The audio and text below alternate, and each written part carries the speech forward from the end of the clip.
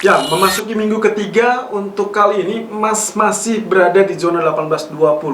Meskipun sebetulnya kalau misalkan kita lihat dari pergerakan satu pekan terakhir, ingat bahwasanya kita sempat mendapatkan tekanan sampai zona kurang lebih 1784, lalu kemudian survive di atas zona 1800 kembali setelah rilis data non-farm payroll yang ternyata dirilis masih cukup lemah. Dan ini menandakan apa yang dikatakan ataupun disampaikan oleh para petinggi Fed, lalu kemudian Powell, dan juga FOMC Minutes yang kembali mempertahankan kebijakan moneter longgar. Ya, artinya suku bunga masih akan tetap pertahankan, lalu kemudian QE pun masih belum akan ditarik secara bertahap. Dan terakhir adalah harapan terkait paket stimulus fiskal. Lagi-lagi Janet Yellen, Menteri Keuangan AS, menyampaikan dalam forum G7 dan mengajak serta para pejabat ataupun dalam hal ini pembuat kebijakan di anggota G7 untuk melakukan hal besar. Dan menurut Yellen, ini adalah timing yang tepat untuk melakukan sesuatu hal yang besar. Dan itulah kenapa kalau kita lihat dari pergerakan emas secara bertahap dia mengalami kenaikan kembali tersupport dengan sangat efektif meskipun penurunan sempat terjadi di hari Jumat sesi Asia sampai kurang lebih menjelang sesi Amerika.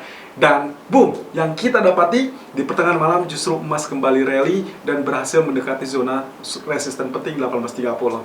Nah, kali ini apakah zona yang seperti ini akan kembali terjadi apa tidak? Pertama, kita fundamental terlebih dulu. Kalau kita lihat dari data ekonomi malam ini relatif sepi dari Amerika, dikarenakan juga Amerika sedang merayakan President's Day yang artinya market AS akan libur. Lalu kemudian China juga dalam hal ini sebagai demand terbesar untuk oil atau bahkan untuk emas kali ini juga sedang merayakan libur tahun baru Imlek, sehingga kemungkinan dua negara ekonomi terbesar di dunia tersebut masih cenderung membatasi transaksi dan kita akan melihat potensi pergerakan yang cenderung di situ-situ saja. Jadi kemungkinan potensinya 1810, 1830 atau 1835 itu akan menjadi zona-zona di mana dia akan kembali berada sideways. Nah, kemudian yang harus Anda cermati juga keadaan yang kedua, yaitu terkait dengan ekspektasi stimulus. Pejabat-pejabat Fed kembali akan silih berganti melakukan statement-statement atau melontarkan pernyataan-pernyataan dan kembali menekankan bahwasannya Fed tidak dalam fase menjelang taper tantrum, di mana dia tidak akan melakukan penarikan terkait dengan stimulus atau QE dalam hal ini, sehingga mungkin hal tersebut harus dikesampingkan oleh para pelaku pasar.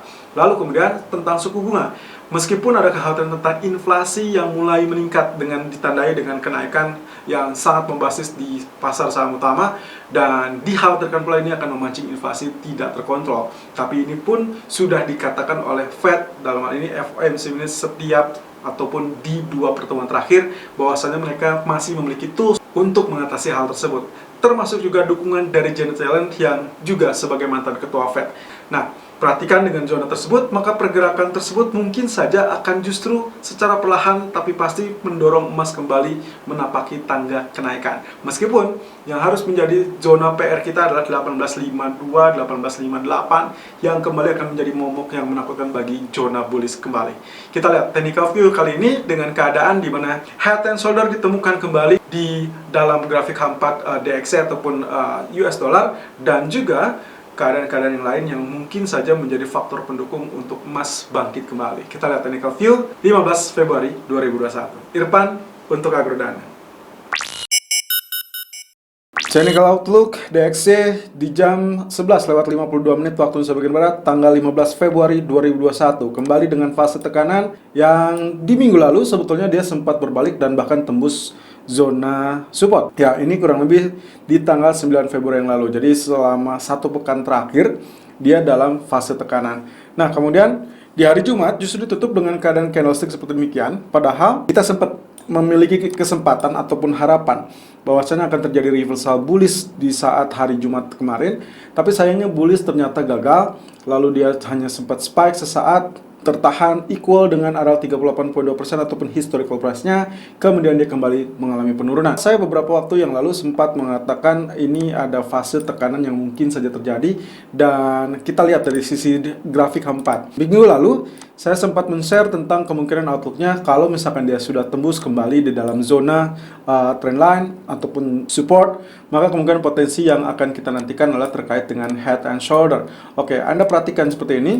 Saya coba perbesar terlebih dulu, lalu kemudian Anda lihat area swing high di area kiri, kemudian dia terbenam atau terkoreksi, kemudian dia beberapa kali mengalami swing high, kemudian turun kembali, dan ini adalah peaknya, kemudian dia mengalami collapse kembali. Dan kala itu saya sempat mengatakan mungkin saja kita akan menantikan area pullback hanya sekedar right shoulder ataupun mungkin hanya sekedar recovery sesaat. Dan itu yang terjadi.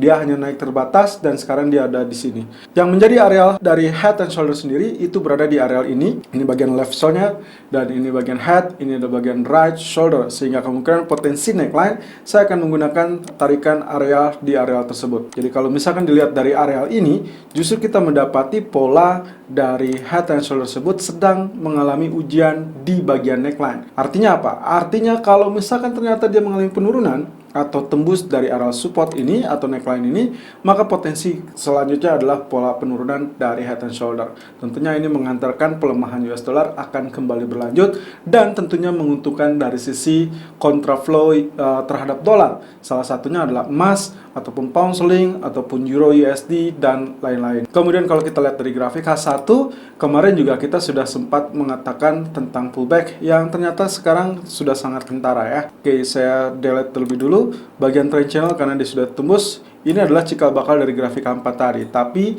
di grafik H1 saya ingin terfokus di bagian kiri atau di bagian kanan. Anda lihat di sini pola penurunan ataupun kenaikan yang ternyata juga tidak terlampau tinggi, lalu kemudian dia sedang menguji area support. Sehingga kita bisa mengatakan bahwasanya area support ini sangat penting yang akan menjadi penentu arah pergerakan selanjutnya. Apakah ini akan ditembus atau memang dia akan recover lalu kemudian melanjutkan rally, atau hanya sesuai dengan grafik H4 di mana pergerakan hanya kecenderungannya adalah pullback lalu kemudian nantinya dia mengambil daya tekanan kembali. Technical view 15 Februari 2021 jam 11.57 waktu Indonesia bagian barat, high 1826.80 dan low 1819.90, running price 1821.90. Jumat dia sempat mengalami koreksi, dengan cepatnya dia tergelincir hingga zona 1810. Lalu kemudian dia reverse dan ditutup dengan kondisi candle ya seperti Anda lihat di sini. Ini adalah bentuknya hanging atau ya hanging man. Kenapa dia sebutnya hanging man? Karena muncul setelah bearish candle. Nah, keadaan ini akan mirip dengan keadaan yang di sini, di mana setelah bearish candle dan kala itu juga disebutnya dengan bearish engulfing, tapi dilawan dengan doji candle berbentuk hanging man. Sehingga di sini keadaannya pun sama. 2 hari yang lalu atau kurang lebih di pekan lalu di hari Kamis kita sempat menyebutkan ini ada teritori terkait dengan bearish engulfing. Lalu kemudian dia ditutup dengan area hanging man kembali. Jadi otomatis hari ini saya akan berharap bahwa ini akan terjadi bullish candle seperti demikian. Sehingga yang akan menjadi patokan kita, resisten harus berada di 1825.00 dan itu harus berhasil sustain di atas zona tersebut. Selama dia tidak sustain di atas area tersebut, maka kemungkinan potensi penurunan hanya akan terjadi. Sementara kalau misalkan dia berhasil sustain di atas 1825.00, maka kita akan berasumsi bisa melihat kembali teritori 1848 atau bahkan 1858, 1862. Sayangnya range pergerakan kemungkinan akan relatif sempit dikarenakan ketidakhadiran China ataupun Amerika, di mana China sendiri masih merayakan libur tahun Imlek, ya, tahun baru Imlek, dan Amerika hari ini dijadwalkan juga libur untuk President's Day. Jadi otomatis pergerakan akan relatif dengan volume tipis, tapi perhatikan faktor-faktor yang eksternal ataupun di luar data kewajaran yang memungkinkan ini akan spike kembali. Oke, kemudian zona supportnya kalau misalkan ini fail, tentunya zona low kemarin 1810 dan juga 1784. Tapi kita ekspektasi untuk hari ini karena dengan relatif sepinya data ataupun aktivitas, maka kemungkinan potensinya akan tertahan di zona 1810 ataupun 1815. Nah, kemudian kalau kita lihat dari grafik H4-nya sendiri, bagian dari reverse atau inverse head and shoulder memang belum terwujud, bahkan kecenderungannya akan menjadi sia-sia. Meskipun tidak batal sama sekali. Namun, kalau melihat dari posisi yang melebar tersebut sendiri, maka saya akan lebih ekspektasinya new wave-nya adalah bagian dari double bottom, dan bottomnya tersebut akan berada di 1810 ataupun 1813 dalam hal ini. Tapi kalaupun misalkan ini terjadi, maka dia memiliki kewajiban atau memiliki PR2 yang rapat, yaitu di area neckline. Neckline-nya akan berada di zona 1826, lalu kemudian zona berikutnya akan berada di 1830, yang artinya kita bisa asumsikan RC run ini zona 1826 sampai 1830 atau 1832 at least, maka kemungkinan potensinya harus didobrak atau ditembus.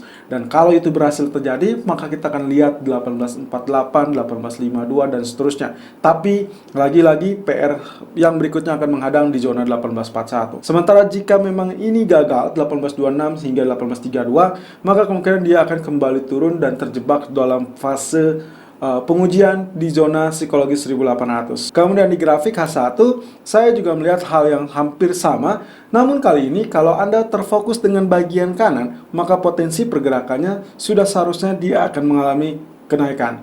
Mengapa? Karena kalau Anda lihat di space bagian ini, maka ini akan lebih kecenderungannya membentuk zona yang kita sebut sebagai diamond.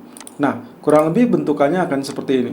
Jadi, kalaupun ini misalkan dia sedang mencari arah ke atas, maka secara perhitungan pullback terakhir di zona 1819 Anda bisa follow buy, kemudian dia akan juga tembus di zona 1826, Anda juga bisa follow buy. Artinya, strategi kali ini akan cenderung mana terlebih dulu yang terjadi. Kalau misalkan pullback terjadi di 1819 atau let's say 1817, itu adalah zona buy on dip kita sesuai dengan target ataupun strategi awal di pagi hari tadi. Sementara kalau misalkan dia terlebih dulu mengalami kenaikan atau bahkan tembus zona resisten kita, yaitu di 1826 tadi, maka potensinya Anda bisa follow buy on breakout. Strategi pertama, buy on dip 1818 ataupun 1820.30 dengan target pertama 1825.00 dan target kedua adalah 1832.50 dengan stop loss 1813.00. Sementara alternatif kedua, jika Anda ingin melakukan buy on breakout, make sure 1826 ini ditembus dan let's say tambahkan saja 1 atau 2 poin ke atas sehingga Anda bisa melakukan buy on breakout di zona 1828 ataupun 1829. Selalu gunakan stop loss dan manajemen sesuai dengan equity dan strategi trading Anda. Irfan untuk Agrodana.